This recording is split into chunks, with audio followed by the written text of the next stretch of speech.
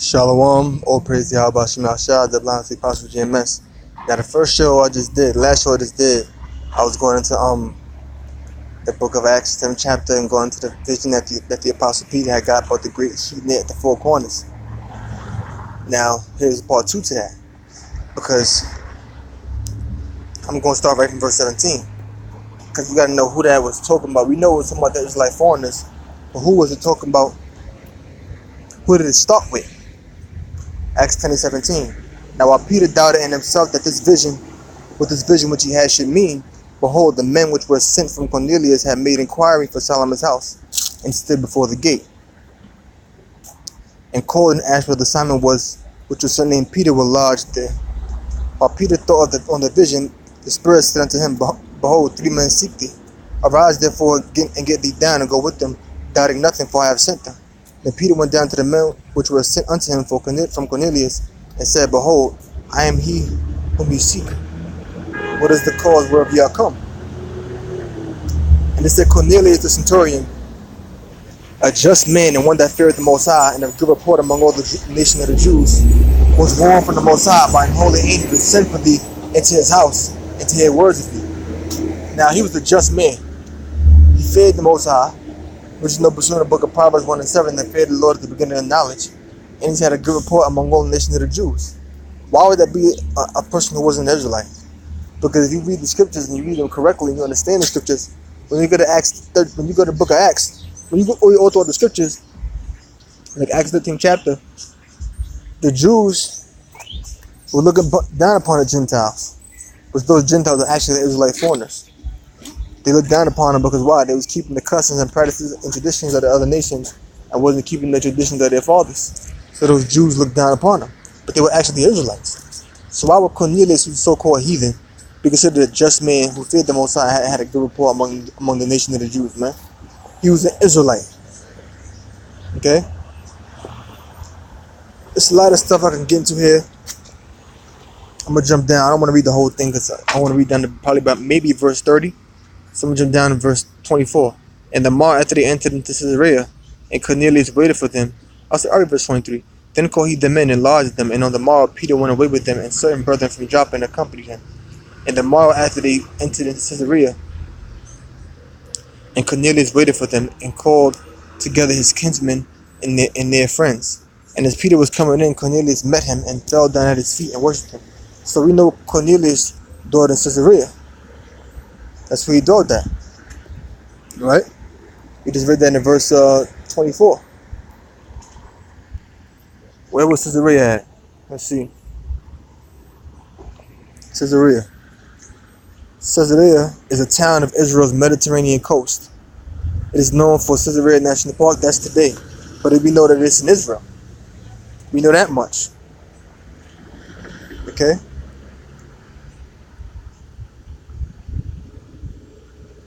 Even right here it says Caesarea Maritima. Caesarea Maritima was an ancient city in the Sharon Plain on the coast of the Mediterranean. And we know this is in Israel. Alright? And this is where Cornelius was. Alright? Let's go right here. Acts 26:10. Acts chapter 26 verse 10. Let favor be shown to the wicked, yet will he not learn righteousness. So even if you show favor unto someone that's wicked, they're not going to learn righteousness, even if you show good unto them. In the land of uprightness will he deal unjustly, and will not behold the majesty of the Lord. But Cornelius was a just man, one that feared the Most High, and had a good report among the nation of the Jews. So if he was a wicked man, or if he was a so-called white man, an Edomite, if he was someone of another nation, why would he be a just man? Why would he have a good report among the Jews? Why would he fear the Most High?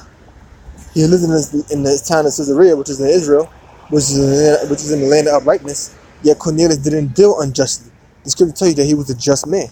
So we know that Cornelius had to have been an Israelite. He wasn't somebody of another nation living in the land of uprightness, which is Israel, doing just. It don't make no sense. The scripture just tell you, let favor be shown to the wicked, yet we not learn righteousness. And in the land of uprightness, he will deal unjustly. But Cornelius was not one of the wicked.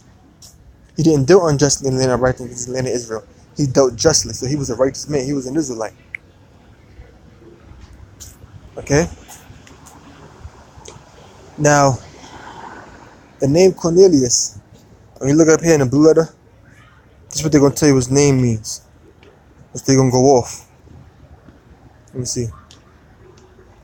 Strong's G 2883.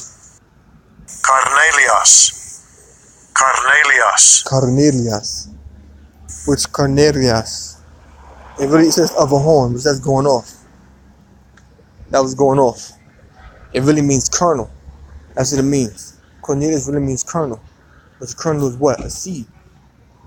Alright? Now, before I go into that, it says a Roman centurion.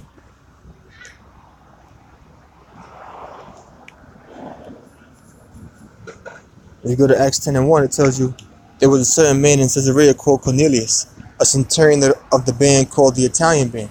And as you read here in Acts 10:18,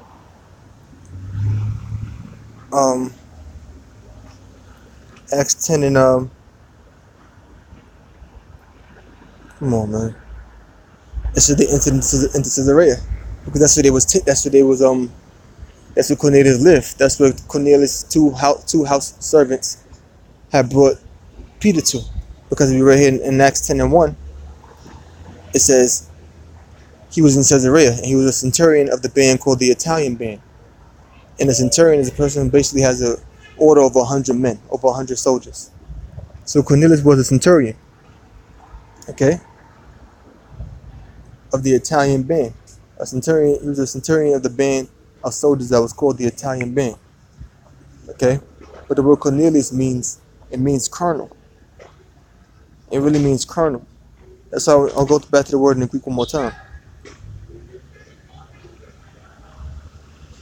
Cornelius, Cornel, or colonel. Strong's G 2883. Cornelius. Let me see something real quick. Let me try something.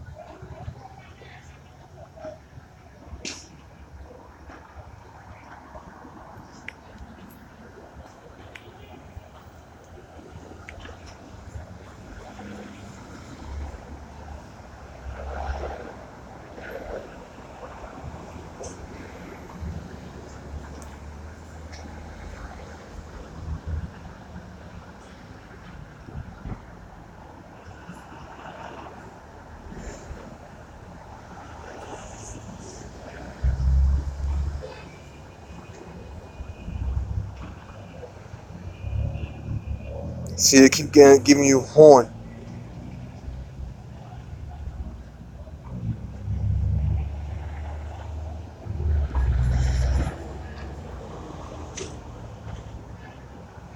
They keep giving you horn. Okay? Wait me 1 second.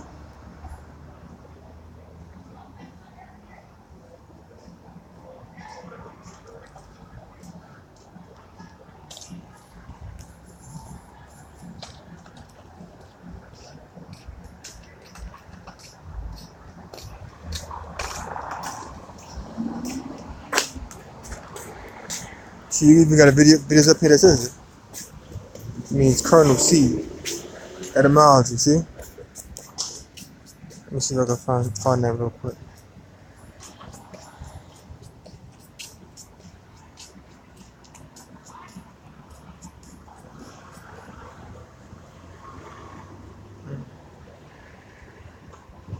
See, just trying to see something real quick.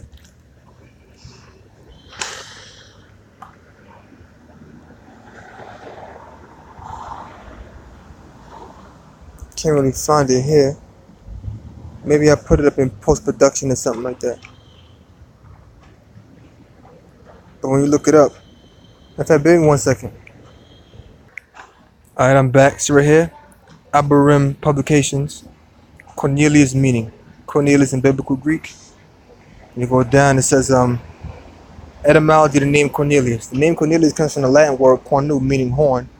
Hence such useful English words as cornet, Cornell, Cornelius, Cornigerus, but not corn. Curiously enough, which derives from the old German word Kernam, meaning small seed.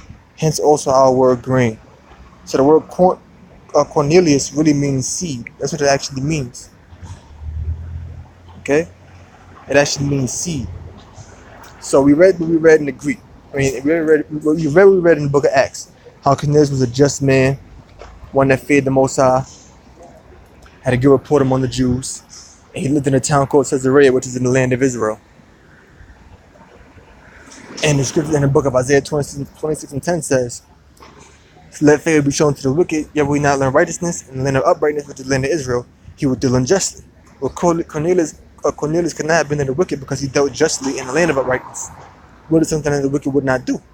He didn't deal unjustly, but he dealt just. That's why in the book of Acts 10th chapter, it tells you that he was a just man. So we knew Cornelius could not have been of another nation. He had to have been an Israelite. Okay? Remember the situation where you had those heathens in the land of Israel? And the Most High had them being torn apart by beasts, had them killed, and he had the Lord taught to them in the book of Kings. So let me get that.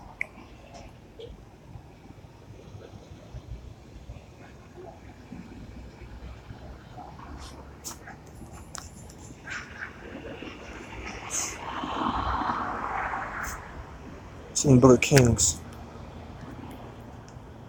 if I'm not mistaken.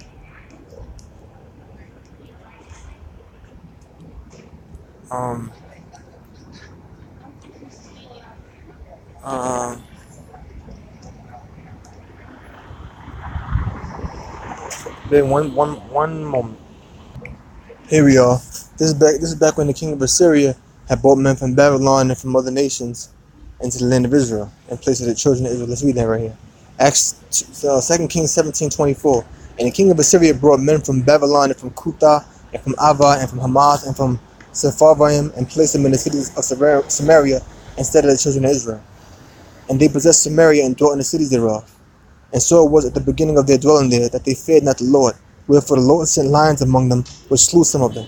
Wherefore they spake to the king of Assyria, saying, The nations which thou hast removed and placed in the city of Samaria know not the manner of the Most High of the land, of the power of the land. Therefore he hath sent lions among them, and behold, they slay them, because they know not the manner of Yahweh Shah of the land, the power of the land. Then the king of Assyria commanded, saying, Carry thither one of the priests whom he brought from thence. So get one of the priests that you brought from that land, and let them go and dwell there, and let them teach the manner of the Most High of the land. Then one of the priests whom they had carried away from Samaria came and dwelt in Bethel, and taught them how they should fear the Lord. Okay?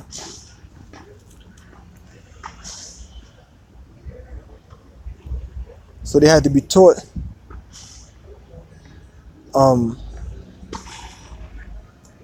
they should fear the Lord. Because why? They was in the land of uprightness and they were dealing unjustly. Because they were heathens, they were not Israelites. They didn't know the laws, and they wasn't keeping the laws. Now, as we already established, the word Cornelius comes from the Latin word cornu, meaning horn. Hence such useful English words as cornet, cornel, corneus, and cornigerus, but not corn. Curiously enough, which derives from an old German word, kernam, meaning small seed, hence also our word grain. The word Cornelius really goes back to that word seed. Okay? And let's go here. Let's go to Luke 13 and 19. Alright.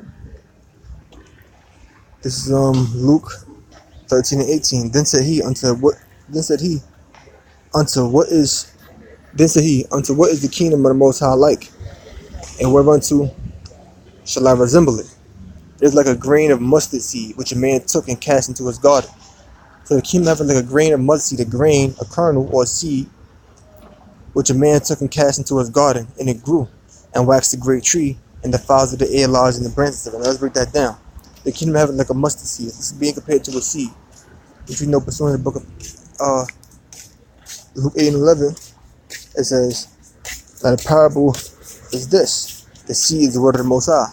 So the kingdom starts with the word, as it said in the book of Luke 17 and 20.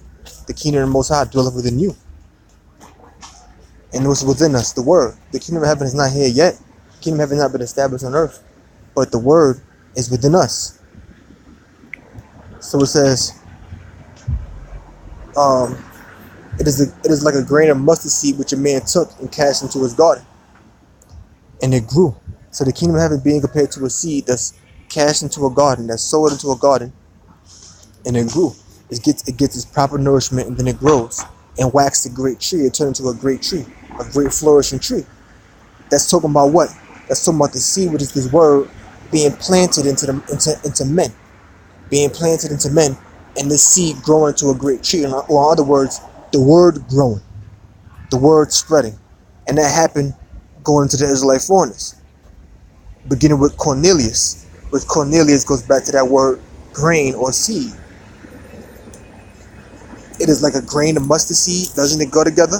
So it started with Cornelius. Okay, that's what it really started with. It really started with Cornelius. That's why when you go to the book of Acts, you go to the book of Acts. Let's see. That's why when you read in the book of Acts, you see scriptures like this. This is Acts 2:41, for example. It says this is speaking of Peter, right? I'm just gonna jump down. Acts 2:41. It says, "Then they that gladly received his word," talking about Peter. Then that glad. Okay, I'll read from verse 38. Then Acts 2:38. Then Peter said unto them, "Repent and be baptized, every one of you, in the name of Yahushua, for the remission of sins, and ye shall receive the gift of the Holy Spirit. For the promise is unto you and to your children, and to all that are afar off, even as many of the Lord our power shall call." And with many other words did he testify and exhort, saying, "Save yourselves from this untoward generation." Then they gladly received his word. Then they that gladly received his word were baptized, and the same day they were added unto them about 3,000 souls. 3,000 souls. Why? Because he planted that seed, which is the word that he spoke unto them. He casted that seed, right? He casted that seed, and the seed waxed into a great tree. It waxed into a great tree because that word turned into a tree, for example, and grew. It began to flourish like a tree.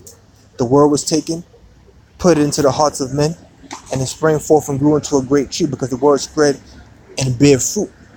And those fruit represents those men that are on that tree. Those men represent that tree. Okay? And there's a lot of scriptures like that in the book of Acts. There's another one. You don't really, when you read in the Gospels, you don't really see that much. That's why Yahushua made a statement saying, "You're going to do greater works than me." Here's an example of that we're reading.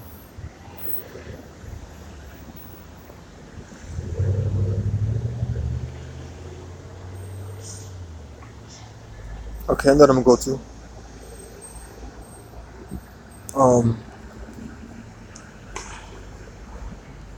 Acts 5th chapter. Right? Check this out. It's talking about this would see if I can find it real quick.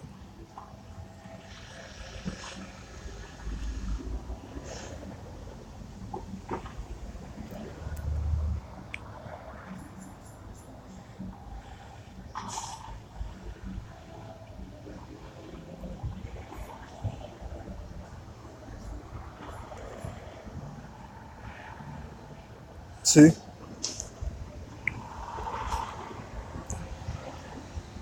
This is after Ananias and Sapphira, who was basically it was a wicked couple that was holding back money from the church. They was holding back money. Okay? And they were punished with death. And when you read here in the book of Acts 5:13, after they both died, it says what? "And of the rest, there's no man joined himself to them, but the people magnified them. And the believers were the more added to the Lord, multitudes of men and women." So once again, more and more multitudes are being added. See? After they had died. That's why I said Acts 5:11, "And great fear came upon all the church and upon as many as heard these things." So after Ananias and Sapphira was put to death for withholding money from the church and lying about it, great fear came upon all the church, and more people was added. unto the church. Because why? Because of that word.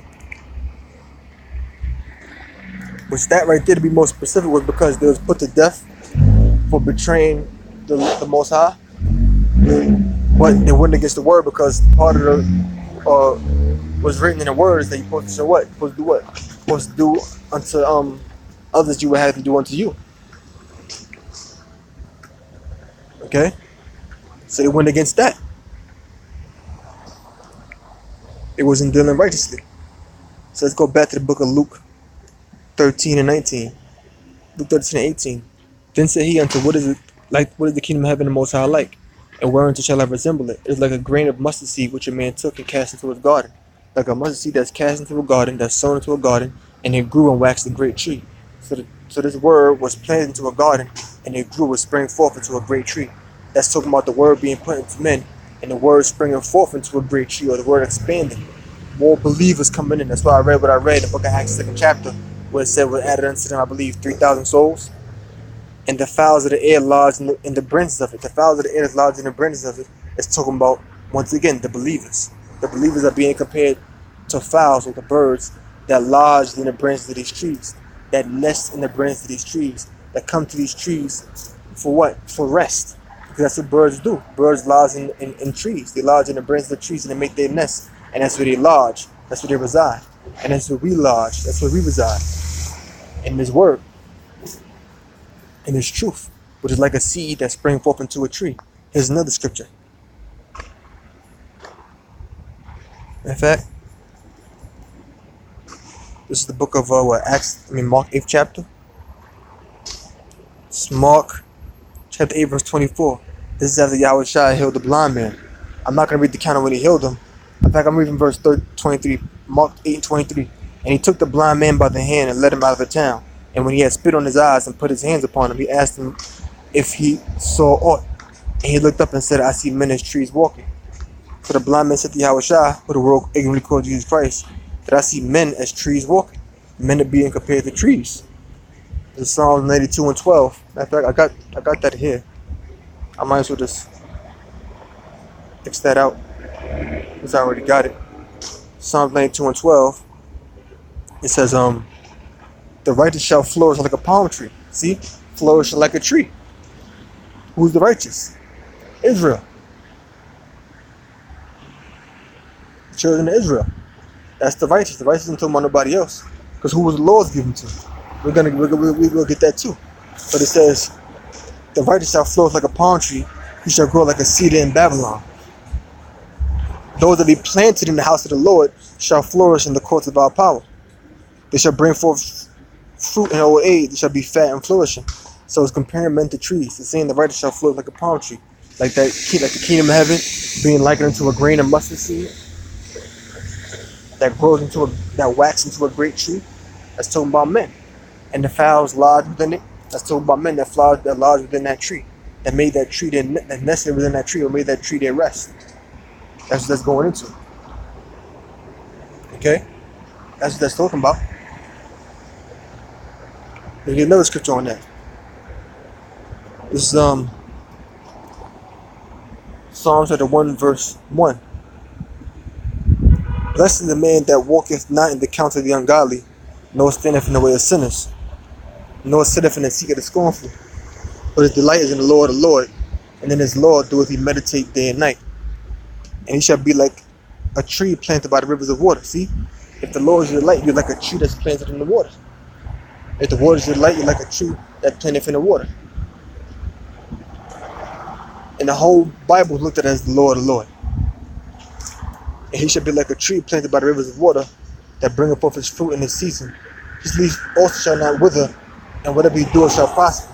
Right? The leaves not going to wither because you're a tree planted next to water. You're a tree planted by a water source. So why would your leaves wither?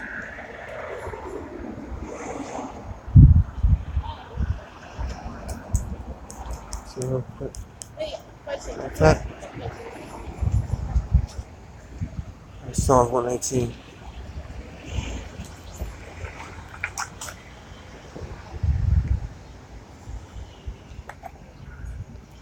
Let's see something real quick. Because all over this chapter says the law. Let's go over the word laws all over this chapter. See? Let me see real quick. Let me see. There's a lot of scriptures in there. Let me give one. Alright, give me 1 second. Psalm 119:77. Let the tender mercies come unto me, that I may live, for the Lord is my delight. This will be delight in the Lord of Lords in the scripture. Okay? Let's get Psalms 147.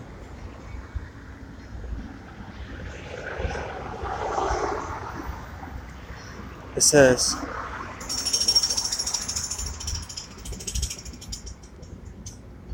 Psalm 147:19.